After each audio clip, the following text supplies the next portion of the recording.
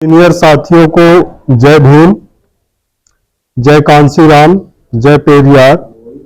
साथियों, अभी आप सब सीनियर साथियों ने अपनी अपनी बातें रखी और सबके अपने अपने विचार थे और जरूरी नहीं कि हम सब विचारों से सामंजस्य रखें।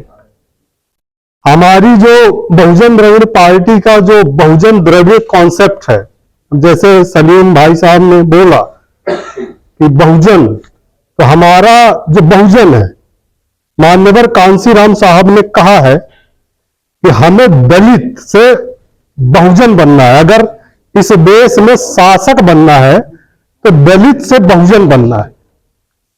और जो दलित है, जिसने 1932 में अपने जो पृथक निर्वाचक मंडल के अधिकार खोए, वो सारी कहानी सबको पता है कि क्या कैसे हुआ। और उस पूना पैक्ट से जो शेड्यूल कास्ट है उसको बधिया कर दिया गया, राजनीतिक तौर पे उसकी नसबंदी की गई और किन लोगों के बीच हुआ वो भी सबको पता है।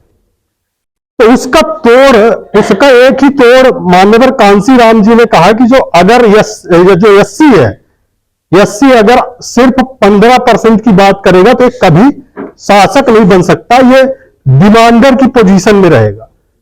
इसलिए मान्यवर कांसीराम साहब ने देखा कि ब्राह्मणवादी मनवादी व्यवस्था के अंतर्गत जो कॉमन चीज है वो शोषण है, और शोषण होता है एससी का भी होता है, एसटी का भी होता है, ओबीसी का होता है और रिलीजियस माइनॉरिटीज का भी होता है।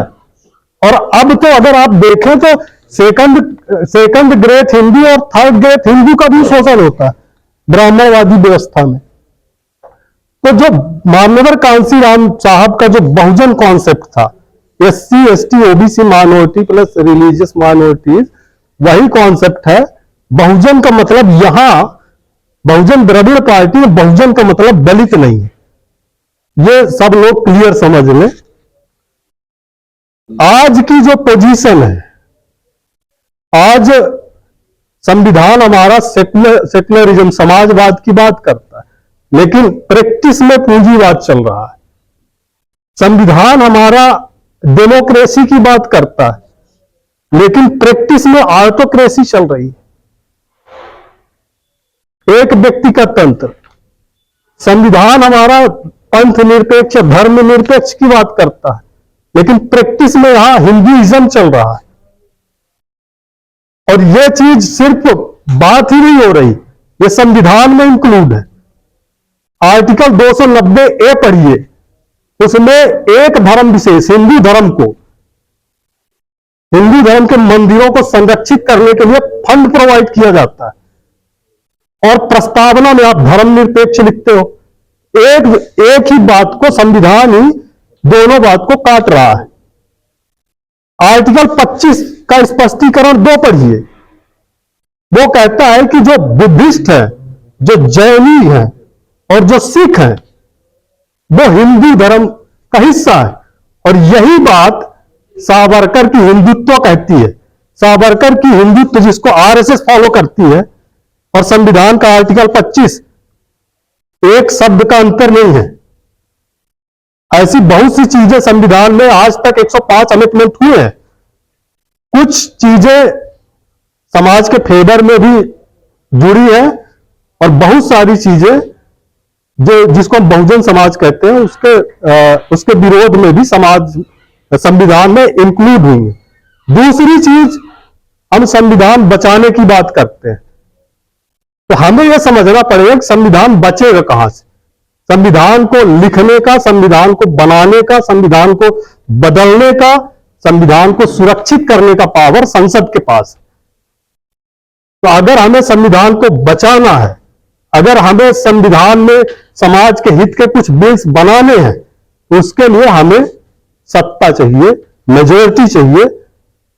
और मैं समझता हूं कि हम लोग जो काम कर रहे हैं, ये जो सारी समस्याएं हैं, ये राम राज का नतीजा है। जो आरएसएस बीजेपी जिस राम राज को जो कांग्रेस है उसने पूरा ग्राउंड बनाया, उसको आज इनकैश कर रही है भारतीय जनता पार्टी। उस राम राज जो गमपुरा राज है उसको अगर खत्म करना है तो बेगम पूरा राज चाहिए। ये हमारा देसी कॉन्सेप्ट है, ये सदगुरु महाराज का कॉन्सेप्ट है। और ये गुरु ग्रंथ साहिब में, अगर अब सिखों का गुरु ग्रंथ साहिब, अभी बात चल रही थी कांसी राम जी की, हम जय कांसी राम बोलते हैं। जय कांसी राम हम इसलिए बोलते हैं कि कांसी राम क्या है? कांसी राम फूले की विचार है, कांसी राम अंबेडकर का विचार है, कांसी राम साहू का विचार है, कांसी राम पेरियार का विचार है, कांसी राम नारायणा गुरु का विचार है, कांसी राम अयंकाली का विचार है, कांसी राम बाबू मंगू राम मंगू बालिया का विचार है, कांसी राम नमो शूद्रा मूवमेंट का विचार है। एक गुरु ग्रंथ साहिब है जिसमें जितने SC ST OBC यहां तक कि मुस्लिम धर्म गुरु हैं, जो मुस्लिम फिलोसफर हैं, सबकी वाणी संकलित है। और एक व्यक्ति एज ए इंडिविजुअल अगर हम बात करें तो कांसी राम है, जिन्होंने हमारे बहुजन समाज के जो जितने भी संत महापुरुष थे सबकी विचारधारा को लेके बहुजन बनाने का काम किया। तो हम उनके विचारधारा को लेकर चल रहे हैं। आप लोग सब कांसी राम साहब के साथ के कार्यकर्ता हैं, आप लोग हमसे बेहतर समझते हैं, हमको ज्यादा बताने की जरूरत नहीं है। इन्हीं शब्दों के साथ मैं अपनी बात समाप्त करता हूं। जय कांसी राम।